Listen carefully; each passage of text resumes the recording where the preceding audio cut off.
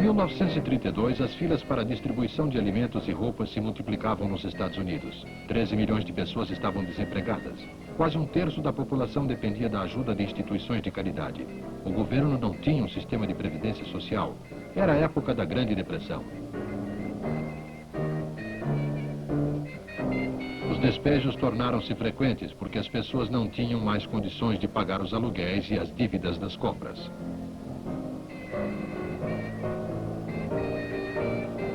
O presidente da República, Herbert Hoover, acreditava na solução individual dos problemas sem a participação do Estado. Ele achava que os benefícios da Previdência Social estimulavam a preguiça e pouco fez para solucionar o problema do desemprego crônico do país.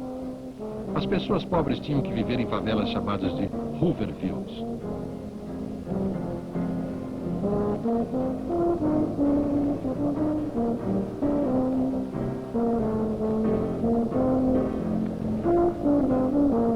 Naquela época, numa entrevista a um jornal, Hoover disse ao repórter: "Ninguém está morrendo de fome."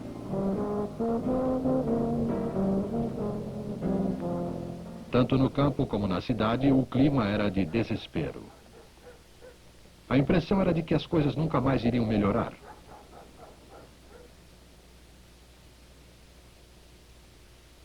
O homem que mudaria essa situação nasceu nesta casa chamada Hyde Park, no estado de Nova York. Era de uma rica família de origem holandesa e se chamava Franklin Delano Roosevelt. Nesta escola de elite ele era bom nos esportes e muito popular. Seu charme cativou uma prima distante, Eleonor. Em 1904, encontraram-se no casamento de um primo. Um ano mais tarde, eles próprios estavam casados. Ambos eram ricos. Após terminar a universidade, Roosevelt trabalhou como advogado, tornando-se um dedicado chefe de família. Ingressou na política como senador eleito pelo Partido Democrático. Mais tarde, tornou-se o mais jovem secretário adjunto da Marinha. Em 1921, Roosevelt contraiu poliomielite e nunca mais pôde andar sem apoio. Sua carreira política parecia terminada. Mas, incentivado pela esposa, resolveu voltar à vida política. Ela mesma participaria das campanhas do marido, e essa mulher tímida se tornaria muito popular.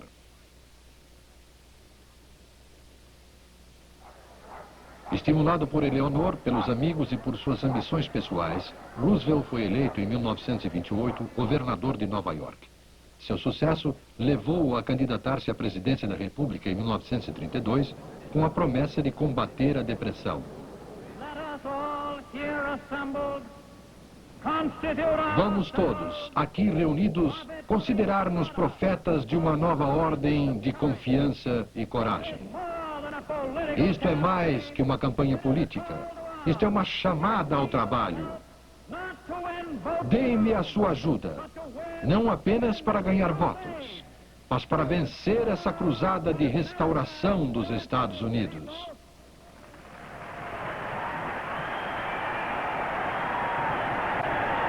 Apesar da paralisia, Roosevelt fez uma vigorosa campanha eleitoral contra o presidente Hoover. Ele tinha uma mensagem clara e oferecia uma nova perspectiva, o chamado New Deal, prometendo solucionar o problema do desemprego. Roosevelt não apresentava planos detalhados para resolver a crise econômico-social, mas sabia que o povo precisava de esperança e confiança. Roosevelt foi vitorioso.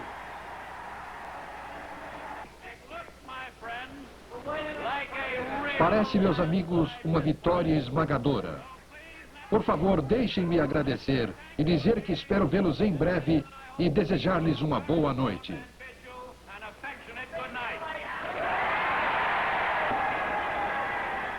Roosevelt venceu em 42 dos 48 estados americanos existentes na época. Em seu primeiro discurso, convocou o povo para uma ação conjunta ao lado do governo. Em primeiro lugar, deixem-me afirmar minha convicção de que a única coisa que precisamos temer é o próprio medo. Um medo sem nome, sem razão, totalmente injustificado. Devo solicitar ao Congresso um instrumento para enfrentar a crise, um amplo poder para lutar contra essa emergência. Um poder tão grande quanto o que me seria dado se o país tivesse sido invadido por um inimigo estrangeiro. If we were in fact invaded by a foreign foe. Naquela mesma noite, na Casa Branca, Roosevelt e seus assessores esboçaram as medidas necessárias para a solução da crise. Seu primeiro trabalho visou a restauração da economia americana. Desde a quebra da Bolsa de Valores de Nova York, cerca de 5.000 bancos haviam falido. As pessoas haviam retirado seu dinheiro dos bancos, guardando-o em casa, porque haviam perdido a confiança no sistema financeiro. Para eliminar o pânico geral, o presidente decretou um feriado bancário de 4 dias. Durante os 100 primeiros dias de seu governo, ele convenceu o Congresso a aprovar 15 medidas para combater a depressão. Essas medidas do New Deal restabeleceram a confiança do povo no governo, mas Roosevelt achou que era necessário explicá-las diretamente ao povo. Para isso, usou regularmente um programa de rádio. Confiança e coragem. Vamos unidos banir o medo. Nós forneceremos os mecanismos para a restauração do nosso sistema financeiro e depende de vocês apoiá-los e fazê-los funcionar. O problema é tanto seu quanto o meu. Unidos não podemos fracassar. Uma de suas primeiras leis permitia novamente a venda de bebida. Isso marcou o fim da lei seca e do controle dos gangsters sobre a bebida. As novas medidas para ajudar todos os setores da sociedade foram apelidadas de Leis do Alfabeto. Os agricultores receberam ajuda através da AAA, Ato de Ajustamento da Agricultura. Eles sofriam com a crescente queda dos preços de seus produtos. Para aumentar os preços, o AAA subsidiava os pequenos produtores, garantindo preços mínimos para seus produtos. Isso assegurou o plantio dos campos, mas a criação de animais foi negligenciada, provocando a morte de muitos deles. Os críticos do governo consideravam essa política um desperdício que beneficiava somente os fazendeiros. Mas e os outros americanos que passavam fome? O New Deal tinha uma solução para os desempregados. Estimulou a indústria da construção criando a WPA, a Administração para o Progresso do Trabalho, que absorveu em diversos projetos durante anos cerca de 8 milhões de desempregados.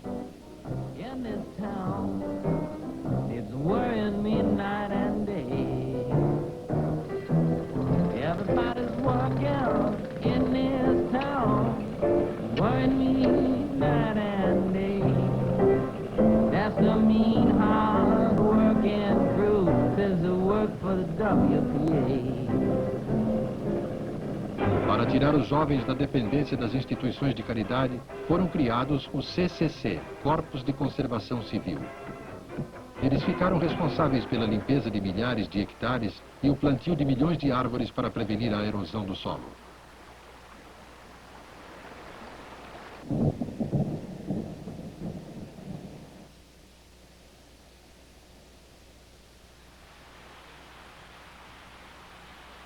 Em algumas regiões dos Estados Unidos, as chuvas torrenciais provocavam enchentes, causando muitos prejuízos aos agricultores.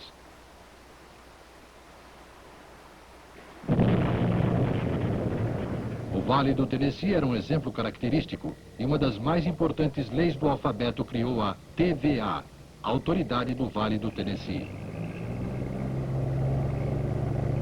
A TVA foi responsável pela construção de uma série de barragens que controlaram as enchentes e forneceram ao Vale pela primeira vez eletricidade a baixo custo. Isso irritou as empresas privadas que ficaram excluídas do plano. A águia azul simbolizava a NRA, Administração da Recuperação Nacional, uma das medidas mais populares do New Deal. Ela encorajava as empresas a aumentar o salário dos que ganhavam menos, a melhorar as condições de trabalho e a aceitar, como há tempo se desejava, os sindicatos de trabalhadores. Grandes desfiles da NRA mostravam o crescente otimismo e a esperança no futuro. Para milhões de americanos, a nação estava conhecendo novos tempos, uma nova era.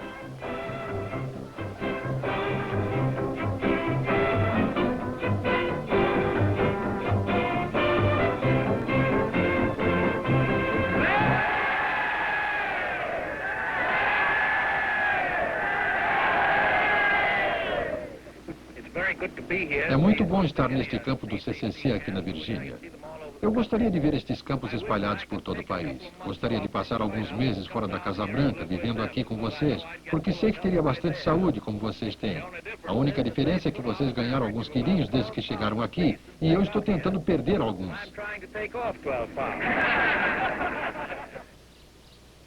Muitos americanos pensavam que a presença de Roosevelt na Casa Branca era uma coisa boa para eles. E uma das primeiras providências do presidente foi dar atenção a todas as pessoas que entrassem em contato com o governo. Gente de todas as classes sociais escrevia ao presidente acreditando que Roosevelt pudesse resolver os seus problemas.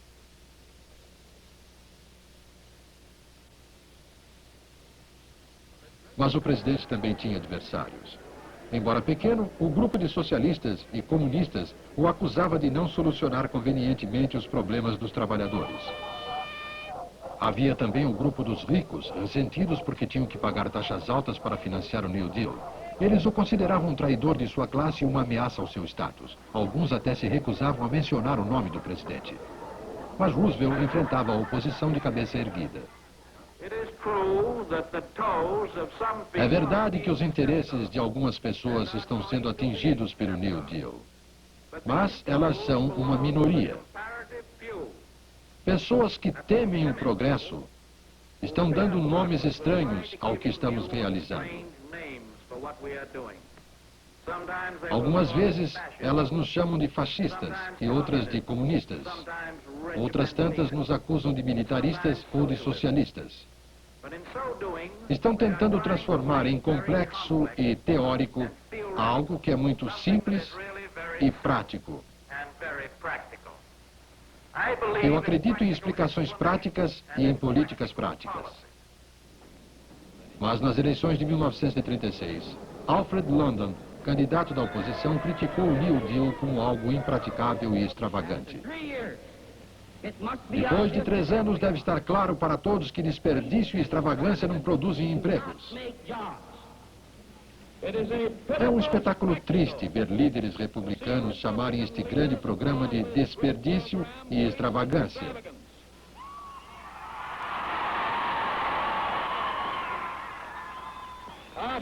É evidente que nós gastamos dinheiro. Ele serviu para dar trabalho a homens e mulheres desempregados que viviam marginalizados.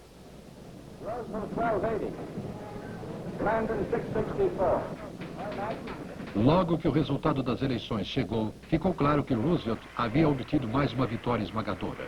A maioria dos americanos queria Roosevelt e o New Deal. Mas haveria tempos difíceis pela frente. Durante anos, as técnicas de agricultura no meio oeste do país exauriram o solo, deixando-o fraco e seco. As severas estiagens e os fortes ventos dos anos de 1933 a 36 haviam deixado milhões de hectares literalmente devastados. Ano após ano, as tempestades de poeira transformaram o dia em noite. Essas tempestades criaram grandes plataformas de areia em muitas áreas do meio oeste. Nada crescia e os animais morriam. Muitos proprietários de pequenas fazendas foram à bancarrota e os arrendatários não puderam pagar seus aluguéis. O governo podia oferecer muito pouca ajuda imediata. Essa situação provocou migrações internas. Milhares de pessoas atraídas pelas histórias das riquezas da Califórnia juntaram seus pertences e deixaram o meio oeste.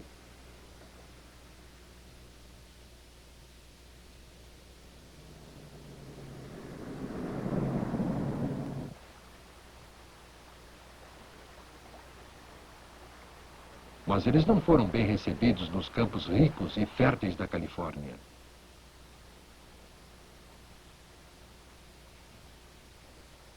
Os orgulhosos proprietários de terra do passado davam-se por satisfeitos recebendo poucos dólares nos campos e pomares do estado do ouro.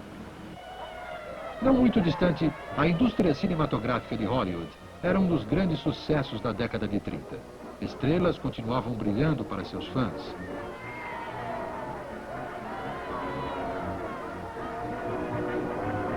Era um mundo de contos de fadas, fascinante e alegre, propiciando um tipo de entretenimento que ajudava muitos americanos a esquecer seus problemas.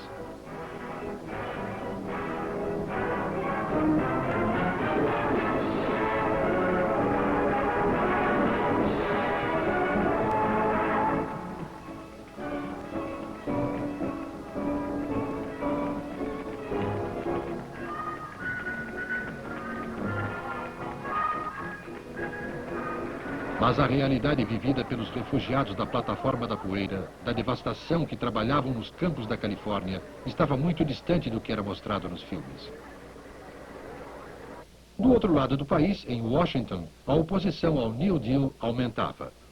A Suprema Corte, o mais alto tribunal norte-americano, havia considerado inconstitucional muitas das medidas de Roosevelt.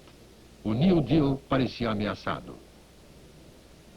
Muitos dos juízes eram velhos e politicamente contrários a Roosevelt.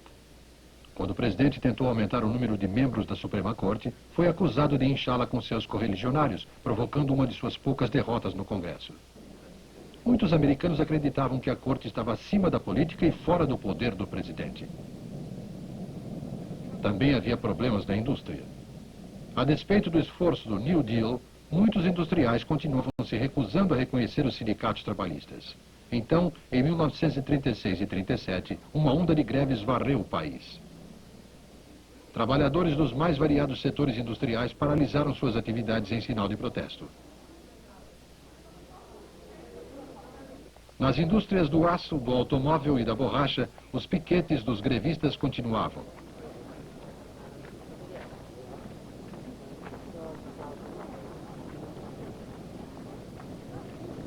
Algumas empresas resolveram empregar verdadeiros exércitos de fura-greves para dissolver os piquetes. Para muitos patrões, em 1937, todos os membros dos sindicatos eram comunistas perigosos e mereciam ser tratados como tal.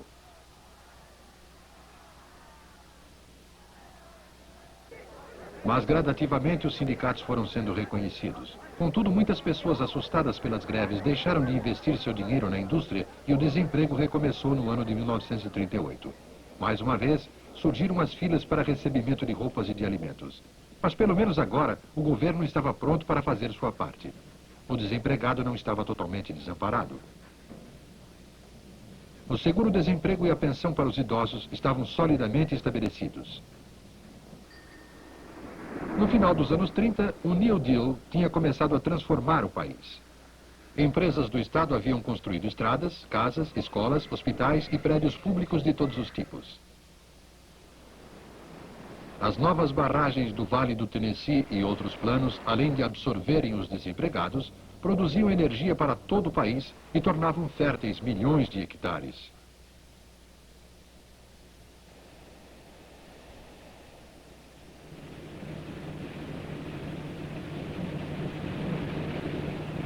O número de fazendeiros havia diminuído, mas o Estado garantia preços mínimos para seus produtos. O New Deal de Roosevelt havia aumentado o poder de compra de muita gente, mas também havia desagradado a muitos grupos econômicos e até à Suprema Corte. Como ele mesmo disse com seu costumeiro sorriso, todo mundo diz que estou ultrapassado, exceto o eleitorado. Roosevelt viu os Estados Unidos passarem por dias difíceis.